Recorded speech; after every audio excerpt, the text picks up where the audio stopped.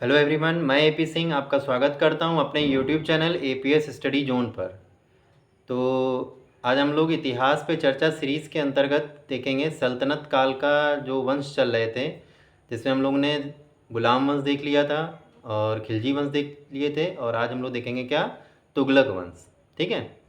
तो तुगलक वंश जो था वो कब से कब तक चला था, तो 1320 से लेकर के 1414 ईस्वी तक चला था। ठीक। तुगलक वंश जो था कब से कब तक चला था, 1320 से लेकर के 1414 ईस्वी तक चला था। ठीक। तुगलक वंश का जो संस्थापक था उसका नाम था गयासुद्दीन तुगलक। ठीक है, क्या नाम था? गयासुद्दीन तुगलक, जो कि 1320 से 1325 ईस्वी तक शासन किया था। ठीक है। गयासुद्दीन तुगलक संस्थापक था तुगलक वंश का, और उसने शासन कब तक किया था, तो 1320 से 1325 ईस्वी तक किया था। ठीक है। तो ये ध्यान रख सकते हैं हम लोग। क्लियर है? गयासुद्दीन तुगलक जो था, इसने इस एक शहर बसाया था जिसका नाम था तुगलकाबाद। ठीक है, तुगलकाबाद नाम से इसने एक शहर बसाया था। इसके बाद जब 1325 में, इसके बाद इसका जो शासक बना तुगलक वंश का, वो इसका पुत्र बना जिसका नाम था मोहम्मद बिन तुगलक। इसको शॉर्ट में MBT के नाम से जानते हैं हम लोग। किस नाम से जानते हैं? MBT के नाम से जानते हैं। ठीक है। तो ये ध्यान रख सकते हैं। मोहम्मद बिन तुगलक जो था, इसने कब से कब तक शासन किया था, तो 1325 से लेकर के 1351 तक शासन किया था इसने। कब तक किया था? 1325 से लेकर के 1351 तक शासन किया था इसने। ठीक है। क्लियर है?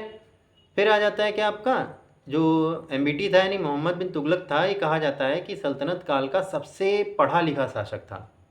ठीक है, क्या कह सकते हैं? सबसे पढ़ा लिखा जो शासक था सल्तनत काल का, वो कौन था, तो मोहम्मद बिन तुगलक था। ठीक है।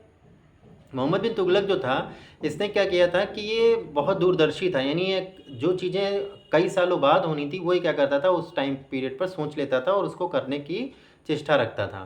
ठीक है। तो इस लेकिन होता क्या था, इसके तरफ बनाए गए जो प्लान्स थे यानी योजनाएं थी, वो सब क्या हो जाती थी, विफल हो जाती थी। ठीक है। तभी इसको क्या कहा जाता था कि ये मतलब थोड़ा सा क्या कह सकते हैं, कहते थे कि बहुत ज़्यादा अपनी बुद्धि का ज़्यादा प्रयोग करता रहता था। ठीक है।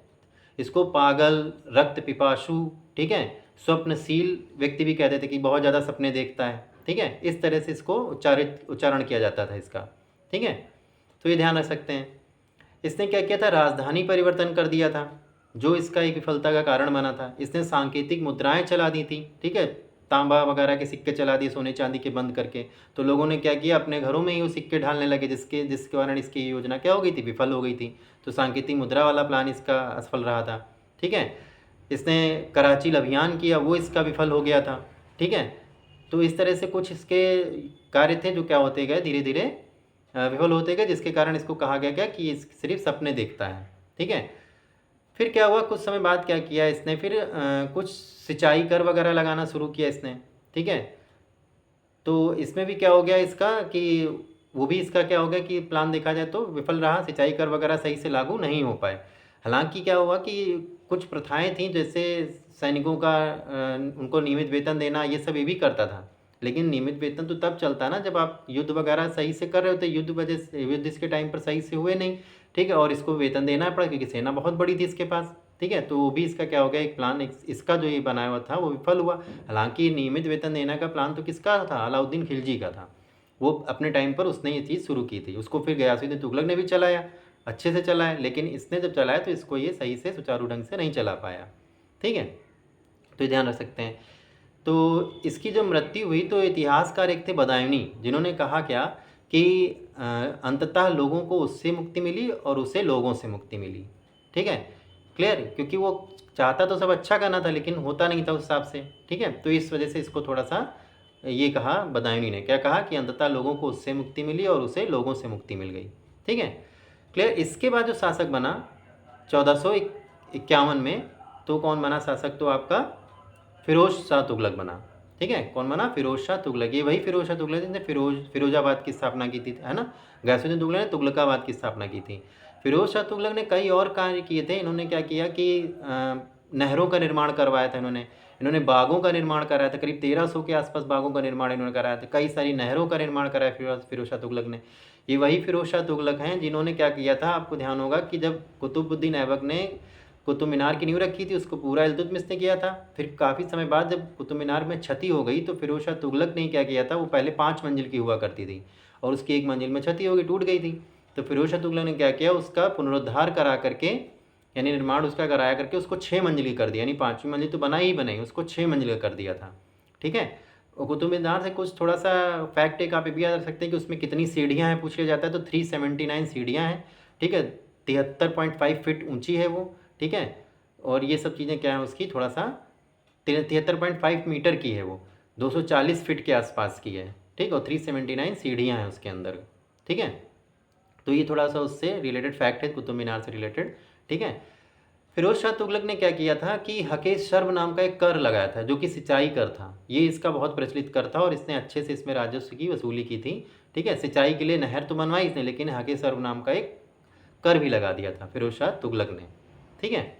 ये काफ़ी पढ़ा लिखा शासक था, तो इसने अपनी क्या लिखी थी, आत्मकथा लिखी थी, फतूहाते फिरोज शाही। ठीक है। क्या लिखा था, फतूहाते फिरोज शाही। ठीक है। तो ये रह सकते हैं। एक बरनी लेखक था इसके टाइम पे, उसने लिखी थी तारीख़ फिरोज शाही। उसने इनके बारे में जो जानकारी दी वो तारीख़ फिरोज शाही पुस्तक में दी थी, जबकि फतूहाते फिरोज शाही एक आत्मकथा थी किसकी, फिरोज शाह तुगलक, इसने खुद लिखा था इसको। ठीक है। तो ये चीज़ थोड़ा सा हम लोग इसको ध्यान रख सकते हैं। क्लियर। फिर क्या हुआ कि इसी के टाइम पीरियड पे मंगोलों का आक्रमण भी हुआ था। ठीक है। तो ये थोड़ा सा ध्यान रख सकते हैं कि इसके टाइम पीरियड में मंगोलों का, हालांकि मंगोलों का आक्रमण सबसे ज़्यादा हुआ था गयासीन तुगलक के टाइम पर हुआ था, सबसे ज़्यादा बार, बहुत बार मंगोलों का आक्रमण होता हो। इससे पहले अलाउद्दीन खिलजी के टाइम पीरियड पर भी करीब 6 बार के आसपास आक्रमण हुआ था मंगोलों का। ठीक है। तो ये ध्यान रख सकते हैं हम लोग। फिर आता है कि तुगलक वंश में फिरोज शाह तुगलक जो था, इसके बाद अगर कौन शासक बना तो नसरुद्दीन महमूद तुगलक बना था। कौन बना था, नसरुद्दीन महमूद तुगलक। ये अंतिम शासक था तुगलक वंश का। ठीक है। तो ये ध्यान रख सकते हैं हम लोग। और ये कब तक चला था, तो 1414 ईस्वी तक था। ठीक है। यानी 1414 ईस्वी तक आपका तुगलक वंश चला था। कुछ लोग इसको मानते हैं कि 1398 में जब मंगोलों का आक्रमण हुआ था उस टाइम पर ही तुगलक वंश को समाप्त मान लेते हैं, क्योंकि ये बहुत कमज़ोर शासक था। कौन, नसरुद्दीन महमूद तुगलक जो था। तो जो बेसिकली देखा जाए मजबूत शासक जब चला था तुगलक वंश का, वो फिरोज शाह तुगलक के टाइम पीरियड तक ही चला था। क्लियर। लेकिन अगर आप पूरा डिटेल में देखेंगे तो कब से कब तक था, तो पूरा आपको ध्यान रखना पड़ेगा कि 1320 से लेकर के 1414 तक चला था। ठीक है। तो ये थोड़ा सा ध्यान रखने योग्य फैक्ट्स हैं डेट वाइज, अगर देखा जाए कि किस सन से किस सन तक ये शासन चला था तुगलक वंश का। क्लियर है। तो ये थोड़ा सा आज मैंने आपको तुगलक वंश से संबंधित जानकारी दी। ठीक है। क्लियर है कि फिर गयासुद्दीन तुगलक ने स्थापना की थी इसकी तुगलक वंश की। फिर आया आपका कौन सा, MBT यानी मोहम्मद बिन तुगलक। उसके बाद आया कौन, आपका फिरोज शाह तुगलक। फिर जो अंतिम शासक था वो नसरुद्दीन महमूद तुगलक था। ठीक है। जो कि कोई ज़्यादा योग्य शासक नहीं था। क्लियर है। तो ये चीज़ हम लोग इसको ध्यान रख सकते हैं। ठीक। सिंचाई कर किसने लगाया था, तो ध्यान रखेंगे किसने, फिरोज शाह तुगलक ने लगाया था। ठीक है। बाग बनाने की परंपरा भी बहुत सारी, इसने बाग लगवाए थे, उसको भी ध्यान रख सकते हैं हम लोग। ठीक है। अपनी आत्मकथा किसने लिखी थी, तो ये भी हम लोग ध्यान रख सकते हैं कि फतूहते फिरोज शाही नाम से इसने अपनी आत्मकथा लिखी थी। तारीख़ फिरोज शाही बरनी ने लिखी थी। ठीक है। तो इस तरह से हम लोग ध्यान रख सकते हैं। क्लियर है। तो आज ये आपको छोटी सी जानकारी है तुगलक वंश से संबंधित। आई होप कि वीडियो आपको अच्छा लगा होगा। अगर वीडियो आपको अच्छा लगा है तो वीडियो को लाइक कीजिएगा, शेयर कीजिएगा और चैनल को ज़रूर सब्सक्राइब कर लीजिएगा। Thank you.